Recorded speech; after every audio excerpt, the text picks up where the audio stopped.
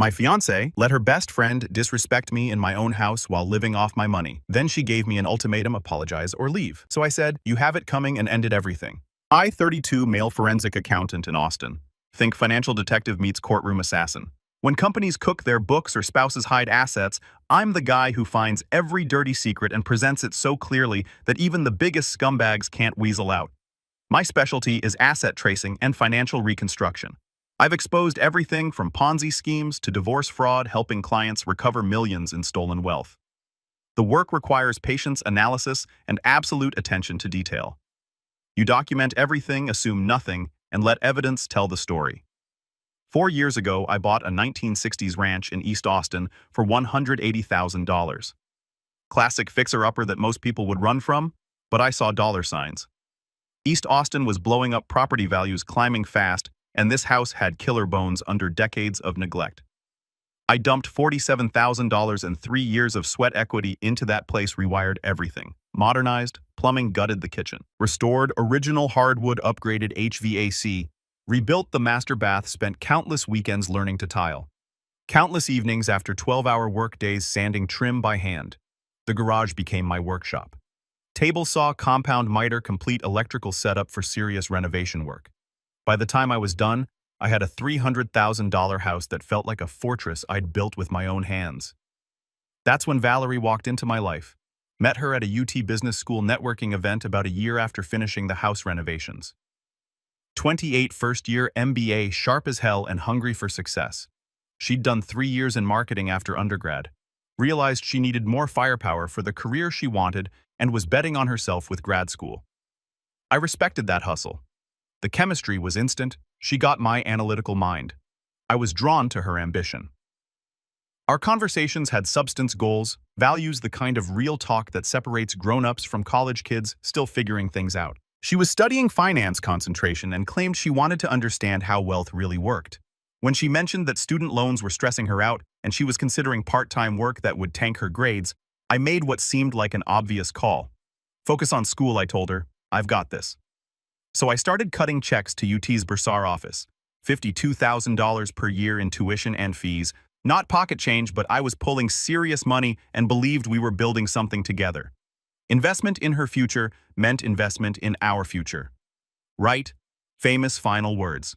Anyways, 8 months in, her 2003 Camry started dying. Burning oil, transmission slipping, $2,800 repair estimate on a car worth maybe $3,500. Instead of throwing good money after bad, I took her to Honda's certified pre-owned lot. Picked out a reliable 2019 Accord with 28,000 miles, leather interior, advanced safety package. $16,200 out the door. Title in my name, insurance through my policy for efficiency. I'll pay you back once I graduate and land a good job, she promised. I believed her. More than that, I didn't care. Partners handled business together. When her lease ended, moving in together was the logical next step. She contributed what she could, maybe $600 monthly for groceries and utilities, while I handled mortgage, property taxes, insurance, and most household expenses. Set up a joint checking account for shared costs. Funded at $3,800 monthly. Clean system, zero drama about who paid what. I should have caught the subtle ownership creep in her language, though. Within 6 months, it was our house to friends, our car for errands, we're renovating the guest bath. When I was doing 100% of the work and paying 100% of the bills. Couples talk like that, so I didn't sweat it, but there was something in her tone. She'd casually mentioned to friends how successful we were, how we were building this amazing life, how we had such solid financial planning. Never mind that the financial planning was my spreadsheets and the success came from my 60-hour weeks. In her mind, my wins were already half hers, just by association. But I'm patient. I learned to observe patterns before making judgments. You collect evidence, analyze behavior, and let people show you who they really are. I had no idea that Valerie's college best friend was about to hand me all the evidence I'd ever need. His name was Miles, and he was about to teach me the most valuable lesson of my adult life. The difference between investing in someone and getting played. Miles freaking Davidson. Even typing his name makes my eye twitch, but I tried to be fair initially. Valerie's ride or die from UT undergrad, who'd supposedly held her together during some dramatic breakup with a musician ex during their senior year. According to her, Miles was the hero who rebuilt her confidence and convinced her she deserved better. The guy called himself a creative director and brand photographer. His portfolio website was all moody coffee shop photos and exactly 3 paying clients. He drove a 2007 BMW convertible that lived at the mechanic rented a $1,400 a month studio in South Austin and always seemed between major projects. The first red flag should have been his reaction when Valerie introduced us. Instead of normal pleasantries, Miles immediately sized me up like competition, asking pointed questions about my work, my income potential, and my long-term vision for the relationship. He positioned himself as Valerie's protective advisor, someone who'd guide her away from men who weren't worthy. What he lacked in success, he made up for in audacity. Specifically, his expert opinions on how Valerie was settling with me. It started subtle. I'd grab dinner. Miles would mention how her ex used to cook gourmet meals from scratch. I'd plan a San Antonio weekend. Miles would casually reference their spontaneous college road trip to Marfa. I'd buy her jewelry. Miles would joke about how corporate guys show love versus creative types. Every comment positioned me as the safe, boring provider, while establishing him as the keeper of Valerie's authentic self. He'd known her longer, understood her deeper, appreciated her real personality in ways that someone focused on practical stuff, like financial stability, never could. The worst part, Valerie ate it up completely. She'd gotten comfortable with the lifestyle I provided, but Miles kept whispering that comfort was costing her soul. He'd plant poison seeds. "You seem different lately." Or "I miss the old Valerie." Or "Are you sure this is what you want long-term?" Her maid of honor, Tara, was the other parasite, apparently convinced her job was validating whatever Valerie felt. Valerie complained about my work schedule. Tara immediately agreed I was neglectful. Miles made snide comments about my corporate mindset. Tara nodded like he'd revealed profound wisdom, and so on. They turned standard couple stuff into symptoms of deep incompatibility that only they could diagnose. But what really started making me mad was Miles's relationship with my money. His BMW was constantly broken. And I mean constantly. Power steering, cooling system, transmission, electrical. Every 6 weeks, something else died on that German money pit. Every time Miles would call Valerie panicking about repair costs and how he might lose clients without transportation, Valerie would immediately transfer cash from our joint account, the account only I funded. 400 here, 600 there, just until he's back on his feet, she'd say. "He'll pay us back when this big project comes through." The big project never came through, by the way. Miles never paid back anything, but the emergencies kept coming. His rent was apparently optional. At least 5 times in 10 months, Valerie covered his shortfall because he was between invoices or waiting for client payments with my money. I was essentially bankrolling this parasite's lifestyle while he spent his days undermining my relationship. What made it worse was Miles's attitude during these loans. No gratitude, no acknowledgement that he was being bailed out by someone else's work, just entitled expectation that Valerie would handle his problems, followed by continued criticism of my materialistic approach to life. Every time I brought up his behavior, the constant financial crisis, the disrespectful comments, his obvious resentment of our success, Valerie shut me down immediately. "He's family to me, Grant. He was there when X destroyed my confidence." That's not something you forget. That's just Miles being protective. He's struggling. Successful people lift others up. But I was noticing something else. Like my concerns were petty nonsense from someone who didn't understand loyalty the way she did. The conversation would end. Nothing would change. And Miles would keep draining our account while poisoning Valerie's head about our relationship. Here's the thing. Miles was building a case against himself, transaction by transaction, comment by comment. He just didn't know he was about to face trial. And that trial was coming faster than either of us expected. The opportunity came after I closed the biggest case of my career. Hartwell Industries had been cooking their books for 3 years, hiding nearly $4 million in losses through accounting tricks that would make Enron proud. My analysis exposed the entire scheme and helped our client recover $2.8 million in settlement. 6 months of 18-hour days living on Red Bull and takeout, basically becoming a ghost while I built an unbreakable case. The breakthrough came when I discovered Hartwell's CFO had created phantom vendors to siphon cash while inflating revenue through false invoicing. Took me 4 months to trace every transaction, cross-reference banking records, and build a timeline that proves systematic fraud. Their legal team tried discrediting my work during depositions. But spreadsheets don't lie when you know how to read them. But we crushed them, and my success fee was substantial enough that I could finally enjoy the fruits of grinding like a maniac. So I decided to throw a celebration worthy of the milestone, not just dinner out, the kind of evening that marks real achievement. I wanted to share it with people who mattered. Billy, my best friend since college, who helped renovate the house. Liam and David from my firm, who covered my back during the case. Bella and Tom, our couple friends who understood why I disappeared for half a year. Invite whoever you want, I told Valerie. This is as much about us as the case. Her eyes lit up when I mentioned the $2,500 budget. She immediately went full luxury mode, premium steaks from Salt and Thyme, professional flower arrangements, top-shelf beverages for the refreshment station. Grant, this is our moment to really show people who we are, she said. And that phrase, our moment, hit wrong. This was my professional win, but in her mind it was already about her social status. The grocery list alone cost $800. She wanted specific wines to pair with each course. Artisan bread from that expensive bakery downtown.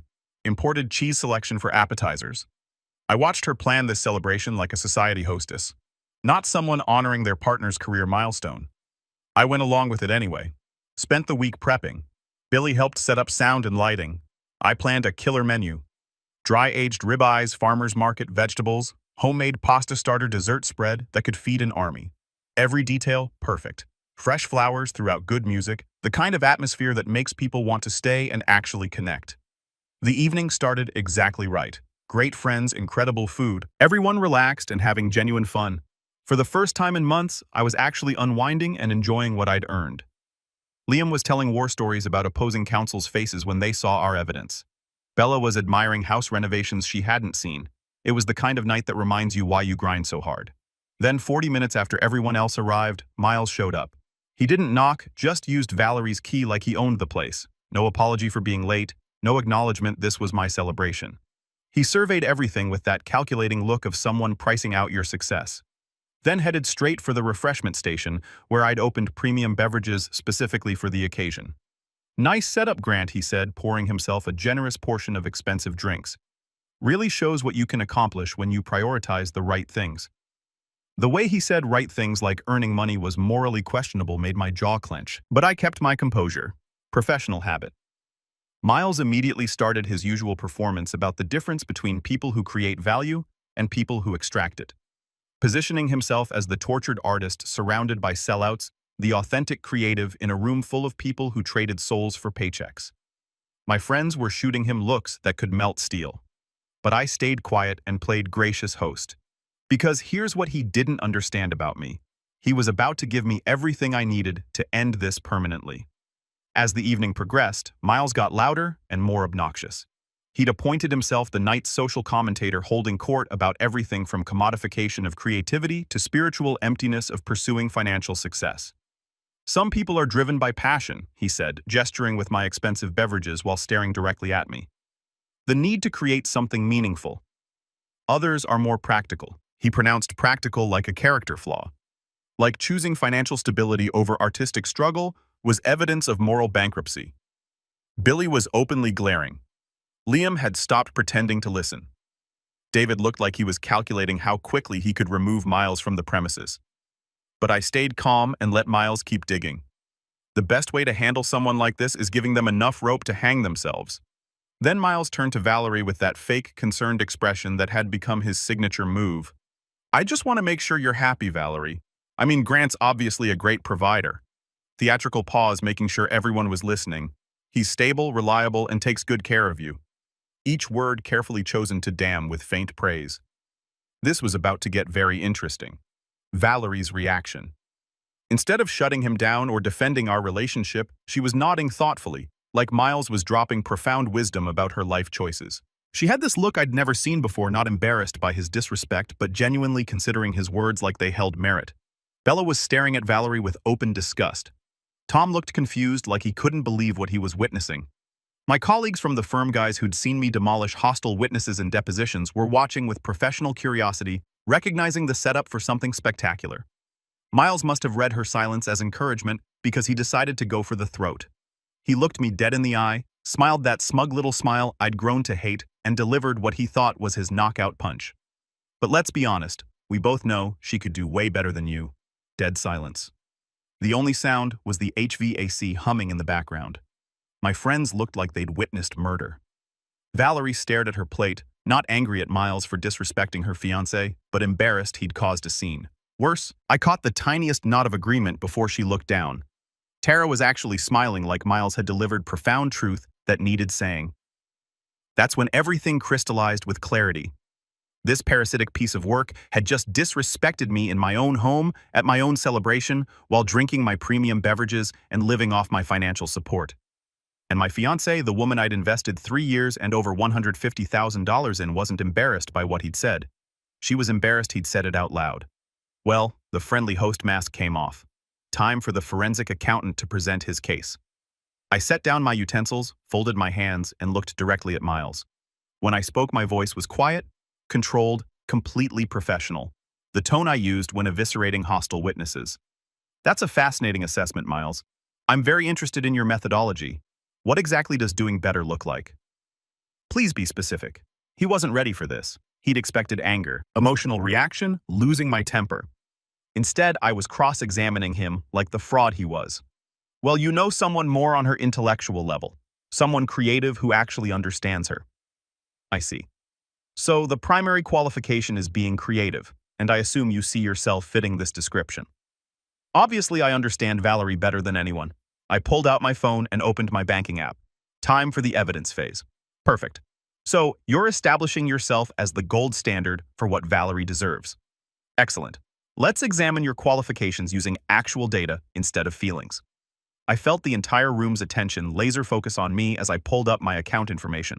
This was the moment I'd been unconsciously preparing for through months of watching this parasite drain my resources while undermining my relationship.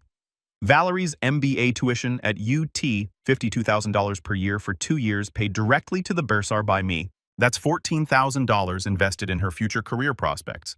Her 2019 Honda Accord, $16,200 purchase price. Reliable transportation with warranty coverage titled in my name, insurance through my policy at $180 monthly. His face was changing color, but I wasn't finished building my case. Monthly household expenses averaged $4,200 over the past 18 months. Mortgage, property taxes, utilities, groceries, maintenance funded entirely by me. Joint account for discretionary spending, $3,800 monthly contribution. Again, entirely from my income.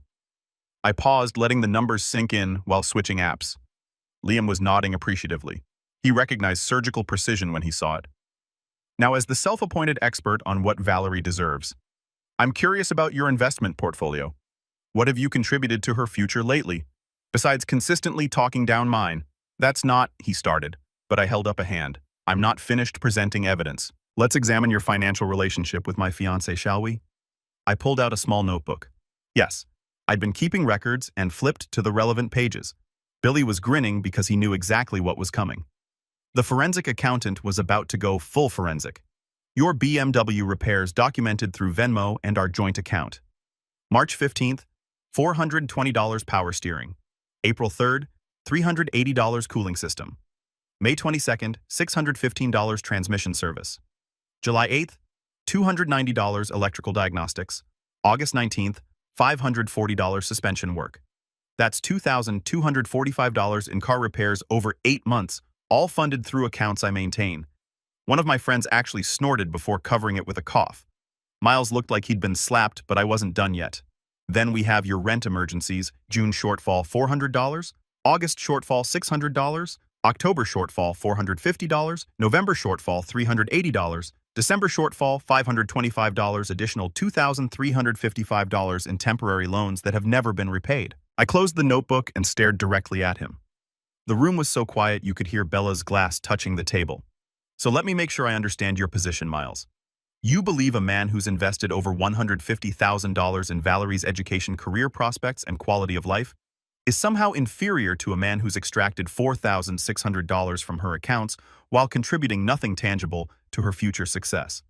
Have I summarized your argument accurately? He looked like a witness who'd just been eviscerated on cross-examination, which is exactly what had happened.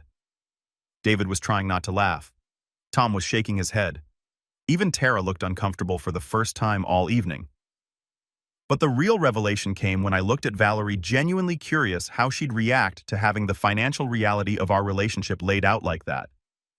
Her face cycled through emotions.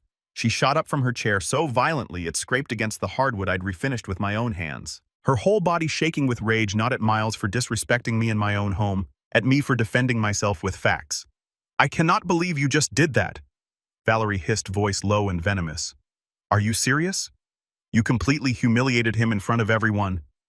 I remained seated, calm. "No, Valerie, he humiliated himself. I simply presented documented evidence in response to his assessment of our relationship." "This isn't a courtroom, Grant," her voice rising, getting shrill. "This is supposed to be our home." The way she said our home like she had equal claim to something she'd never contributed a dollar toward summed up everything wrong with our relationship dynamic. Our home that he just disrespected me in while drinking premium beverages I paid for and benefiting from financial support I provide. She wasn't hearing it. She was locked into defending Miles exactly as always. Except this time the mask of polite disagreement was completely off. Miles is the only person who actually sees me for who I am. You just see me as some investment spreadsheet. You think throwing money at everything makes you a hero?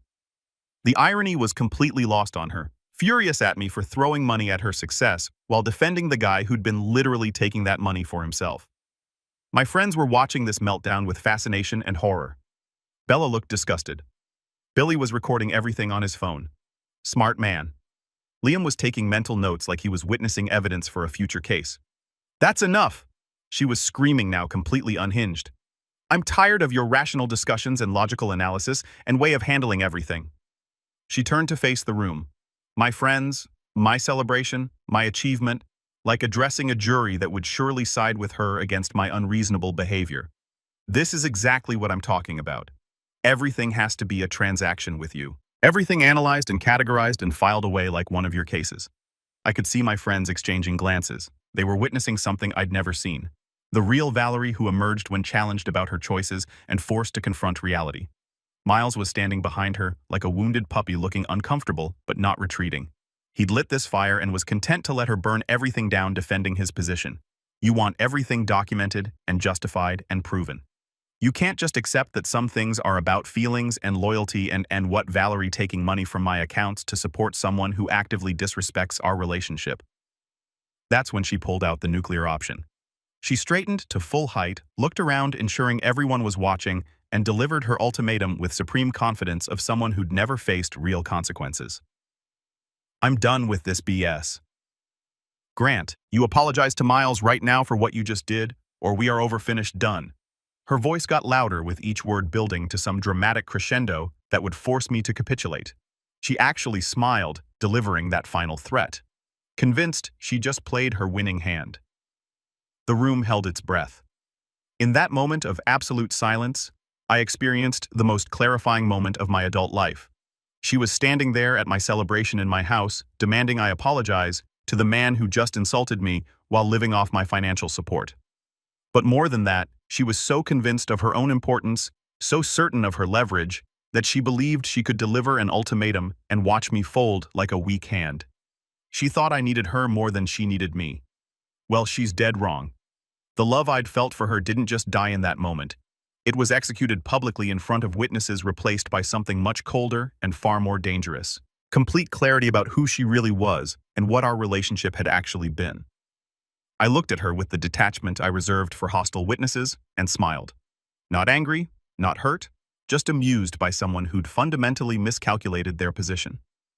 "Then over it is, sweetheart." I stood up, calmly, picked up my drink, and walked into the kitchen, leaving her standing in the silent dining room next to the man she'd chosen to defend. Behind me, I heard her gasp. Sharp, shocked intake like she'd been physically struck. For the first time in our entire relationship, someone hadn't done exactly what Valerie wanted. Sounds of shuffling chairs and uncomfortable murmurs followed me into the kitchen. But I didn't look back. I was already mentally organizing the next phase. Because when someone shows you who they really are and forces you to choose between self-respect and compliance, there's only one rational choice. She left with Miles that night.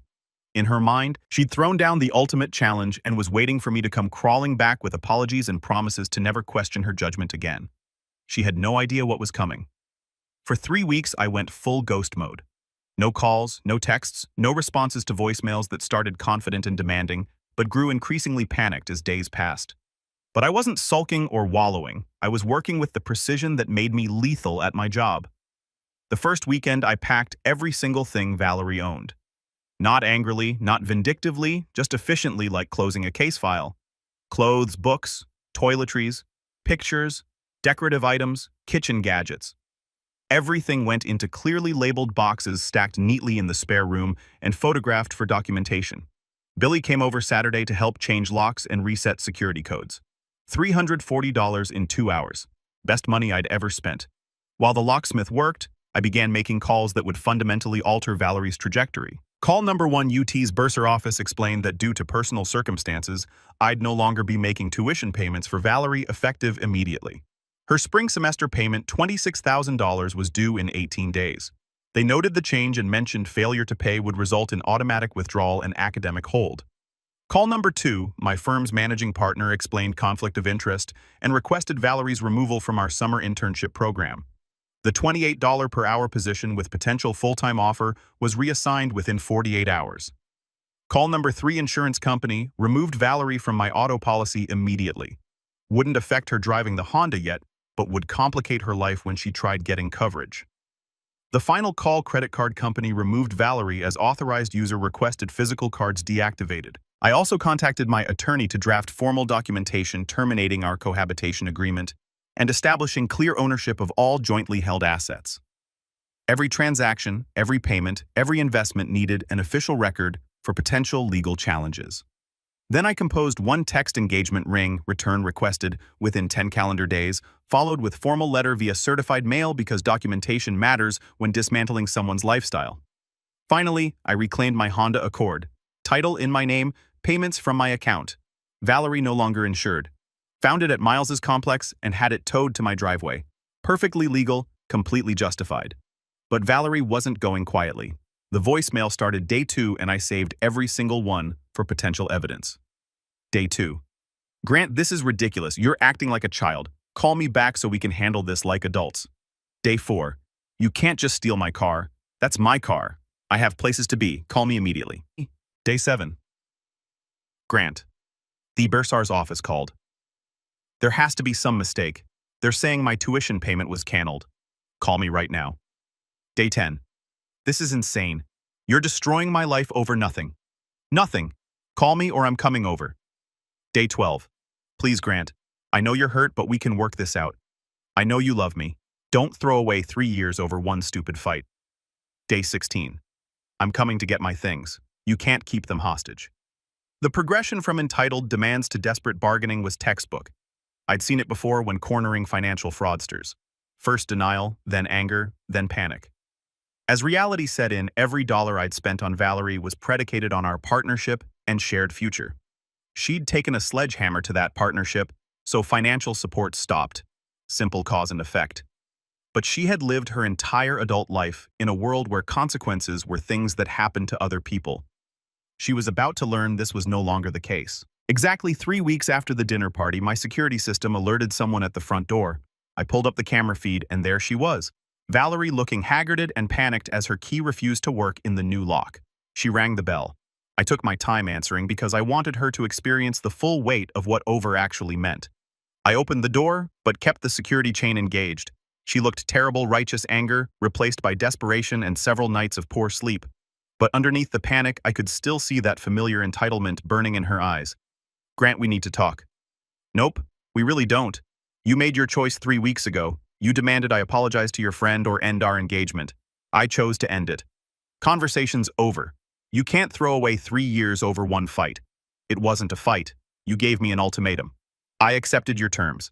That's what over means. I could see panic setting in as she realized I wasn't bluffing or playing games for her attention. This was real and permanent. But what about school, the internship? Everything we planned? What about it? Your spring tuition was due 3 days ago. I assume you and Miles figured out alternative funding since he's so much better for you. Color drained from her face completely. You didn't pay it. Why would I? You ended our engagement. My investment in your future ended with it. Grant, you can't do this to me.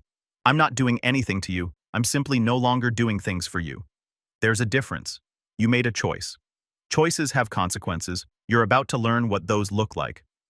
I started closing the door, but she stuck her foot in the gap. What about my stuff boxed and ready for pickup?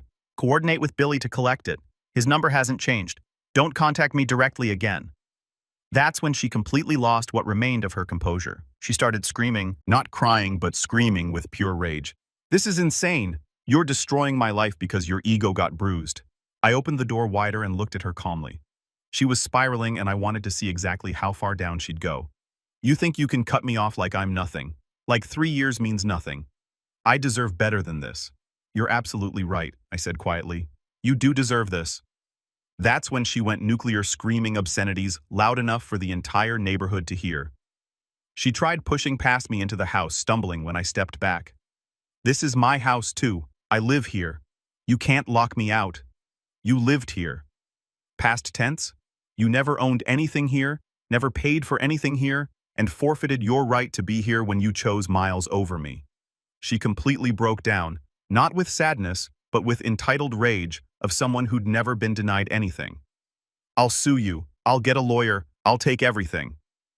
I actually laughed, which pushed her over the edge completely. With what money sue me? For what, ending financial support after you ended our engagement? Good luck finding a lawyer who will take that case. She made one final attempt to force entry before giving up and storming off to her Uber. But she wasn't done.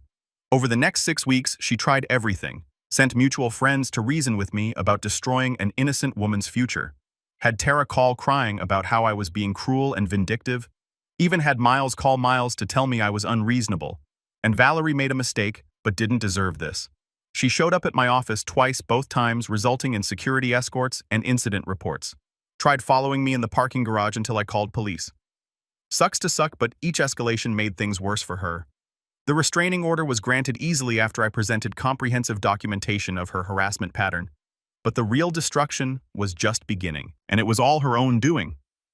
Valerie had to withdraw from UT 4 months before graduating with her MBA. Turns out Miles's headshot business couldn't generate $26,000 overnight. Shocking. Student loan debt remained. $73,000 accumulated over 2 years plus interest.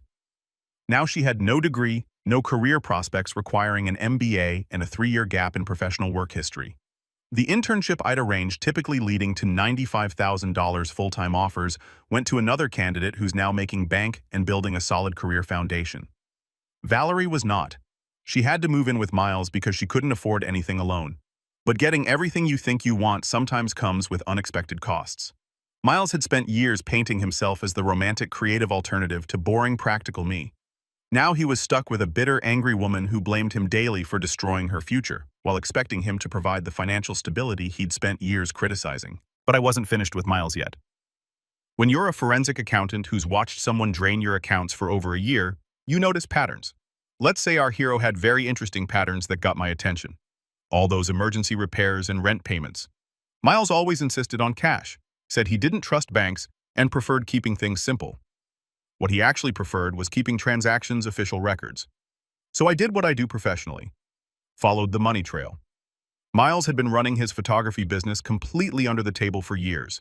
No business license, no tax reporting, no legitimate structure, just cash payments that never appeared on tax returns over 4 years that represented substantial unreported income.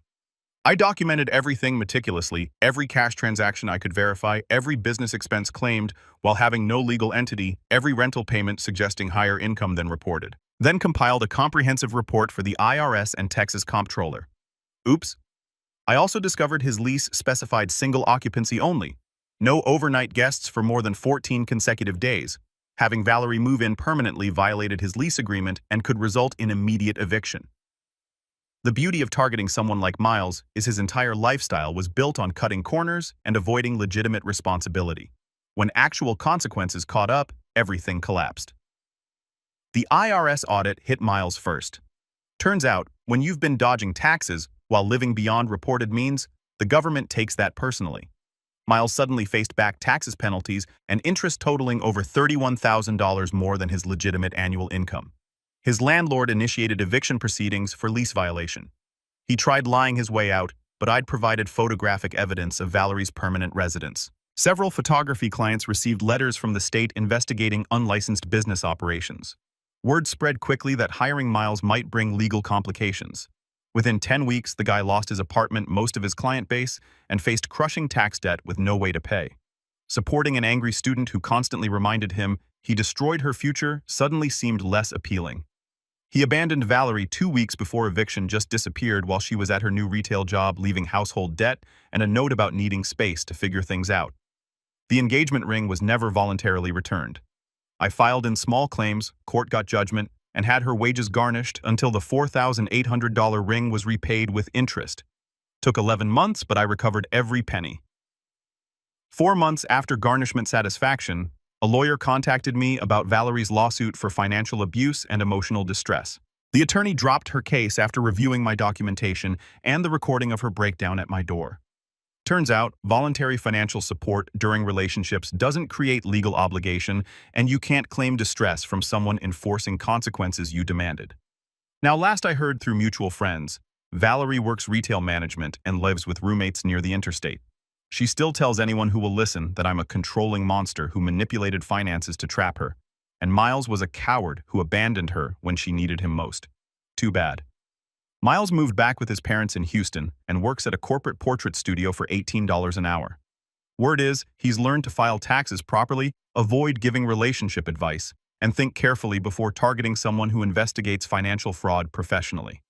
My friends still reference that dinner party. They call it the night Grant went forensic.